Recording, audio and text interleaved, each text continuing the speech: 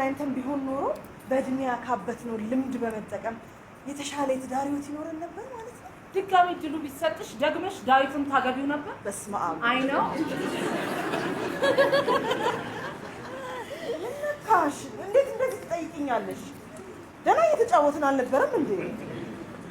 ታውቂያለሽ ለኔ መለያየት ማለት ቃሉ ራሱ በህመም የተሞላ ነው። የመለያየቱን ህመም ፈርተሽ እንጂ ዳዊትን መርጠሽ አይደለም ቤዛ። ዋው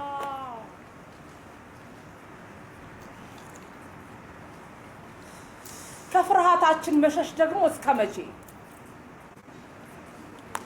እርግጠኛ ነኝ በጣም እርግጠኛ ነኝ አንቺም እንደኔ ድሉን ብታገኚ ላጤነትን እንደምትመርጪ በጣም እርግጠኛ ነኝ። እንዴት በጣም እርግጠኛ ሆንሽ? ምክንያቱም እኔና ሚናስ መለያየታችንን በነገርናችሁ ምሽት በጣም ተበሳጭተሽ ነበር። እኛ ለተለያየ ነው ያንቺን ነርቭ ምንድን ነው ያን ያህል የነካው? ቤዚ እንደዛ ይመስል ነበር እንዴ? እንደዛ አይመስልም፣ እንደዛ ነበር። ልክ እንደ ሀምሌትና እንደ ኤዲፐስ ነው የሆንሽው። እንደምንና እንደምን? እንደ ሀምሌት ወላዋይ፣ እንደ ኤዲፐስ ጽኑ። ድራማሽን እዛው እኔና ዴቭ፣